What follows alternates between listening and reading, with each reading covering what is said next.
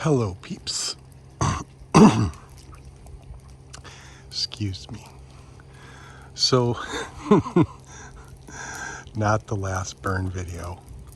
It's so fascinating, you know. It's like, oh my God, it's getting closer and closer, and then it's here. But as you can see, we got sort of lucky with the wind, which is great.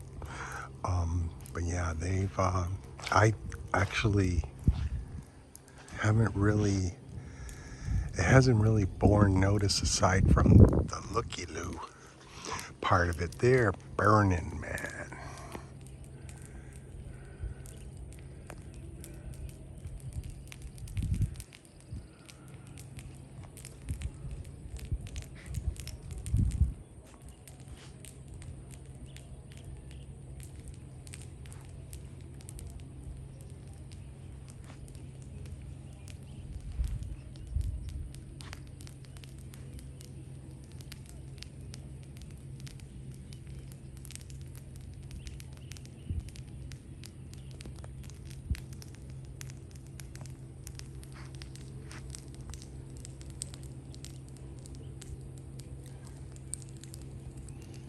Burning season out in the rice lands. This is a first for me. Honestly, I'm not bragging, but I doubt that there's any fucking YouTube vlogger or expat or tourist that's going to show you the massive area that we're fortunate enough to be living in down on the farm. The massive burn that takes place. This is nothing compared to Thailand, where I understand it's just brutal. It's piecemeal out here. You do a little here, you do a little there. And again, I can't emphasize enough, the wind direction makes all the difference. So I've got ashes flying around me a little bit. Oh, here, I will, the king's chair. How ridiculous. You can see the ash. Some of the ash is littering my patio.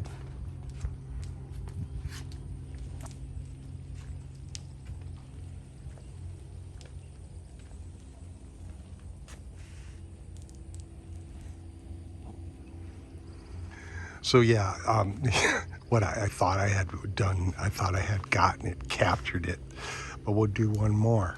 And you can see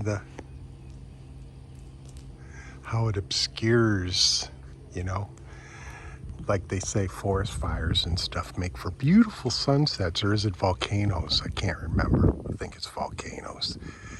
Volcanic ash that floats through the sky if you're near a active volcano will generate beautiful sunsets. But you know, whatever. I'm not sure if that's going to happen here due to this burn this evening or not. It's about 5:30 p.m. There's also a national holiday coming up. National Day is the name of the holiday. I think it celebrates the day that Vietnam officially became a fully reunified nation on the books. There was the reunification of the North and the South after the war. And then I believe after that, there was, at some point, they just became officially a nation, a complete nation. No longer was it going to be North versus South, North and South Vietnam. It was just going to be Vietnam. And that day is September 3rd, I believe. I'm not sure if it's September 3rd every day, but every year. I think so. But yeah, so they've got a holiday going on. People are doing a little bit of celebrating. The farmers are also celebrating the near just about end of the harvest.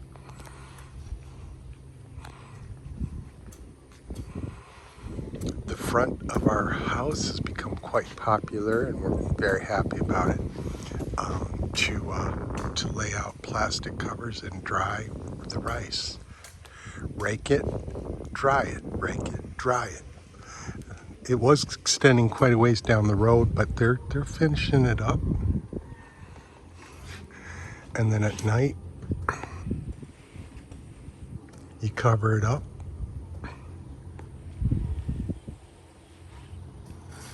Cover the tarp up. And then in the morning, you come back out and you open it back up and rake it and dry it for a few days. So yeah, there's a lot of burn that's been completed in and around the home. Still some more back here, and there's still a lot, quite frankly, but you know, it's getting there. And then after that, I'm not quite sure, to be honest with you, because this is the end of the rice harvesting for the year, because the rain is a coming, and they simply just don't bother to attempt to grow rice during the rainy season, which is followed by a very, very small winter season. To me, winter season here means excellent weather. And I mean, it does get cooler. Now, I've been out here for several years. There have been winter seasons where the lows have dropped into the low 50s. I mentioned this before. And, excuse me for one moment. Let me park my ass in the king's chair. Do, do, do, do. And really, I've worn a sweater and scarf. And because it's 52 after being out here, and your blood thins and everything, just like any other tropical climate that you may live in or be born in and remain in for a long time, maybe a lifetime, maybe just a few years, the blood thins, and 52 feels like 32. Well, no, you know, something like that.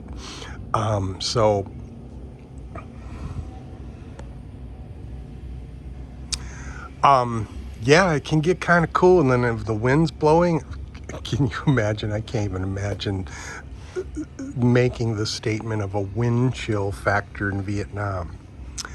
But sometimes during the rainy season too, it'll cool down into the 60s, mid 60s, low 70s, man, and it feels like, whoa, you know, it feels cold to me. Not like the winters I experienced back in the day for, God, too many years.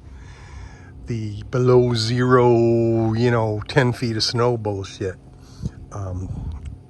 But it cold is cold. I don't care where you are, where you live, and you know how it happens. But yeah, sweater and a scarf and a winter cap. So yeah, man, it's they're getting the burn done. And what I'm trying to get to is, which I should get to, my point is, usually what they'll do is they'll bring the tractors out and they'll turn all this soil over. You know, with the tiller on the tractor, they'll turn it all over. All this grass will be turned over, and then they'll flood it. But they usually do that in preparation of the next planting, and there won't be another planting until probably late December, once the rains have died down. The rains will begin later this month, and October's the big one, and November's pretty decent too. And then by mid-December, the rains start to die off, and then they'll plant another crop, and they'll be ready to harvest that next in 2025 after the Lunar New Year, which will be sometime in late February-ish, something like that. So there will be a break. The farmers will take a break. They will not plant another crop of rice after this. So I'm not sure if they'll just leave it sitting here and turn it over after the rainy season or not. Remains to be seen. But this has been going on now, as you know, for at least a solid seven to 9 days. And it'll go on for maybe another 7 to 9 days, and they'll finally be finished with everything. So this is the wrap up, more or less.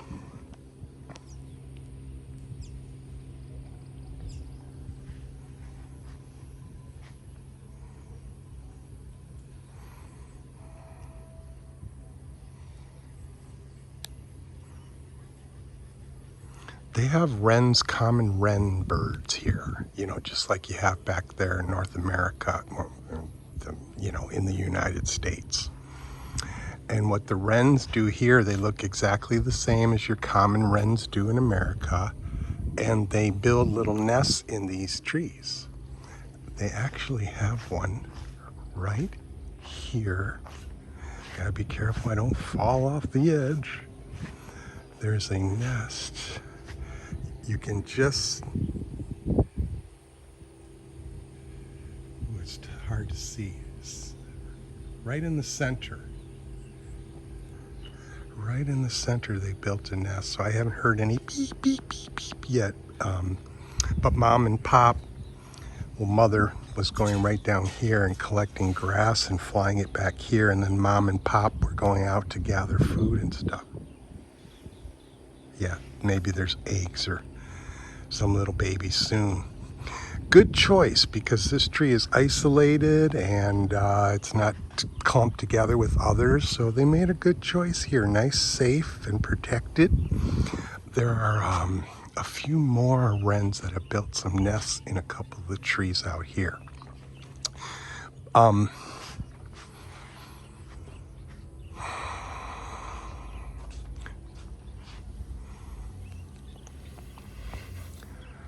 The bird life here is pretty decent. I've seen some, we have seen, I shouldn't sound like I'm solo out here. I've got a wife, for crying out loud, which I share life with. We have seen some really unique birds already out here. Once we personally get our trees going, a lot of birds come to this tree. Some cool birds have come over to this tree. Once we get our trees planted and our garden maturing and growing, we're hoping we'll draw some more birds. Bird feeder? I'm not so sure about that. I've never seen a bird feeder out here in Vietnam.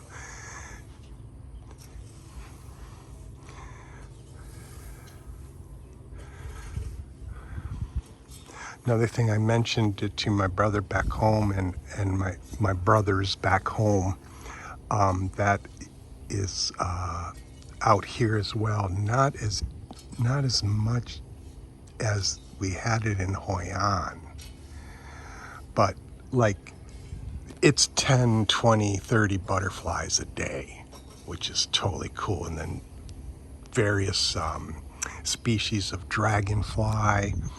I took a walk down to the creek underneath those trees. To the right is a nice shaded little area. I took a walk to the creek. God, I haven't fished in so long. 2 reasons. One, dry as a bone. Can't dig down for worms.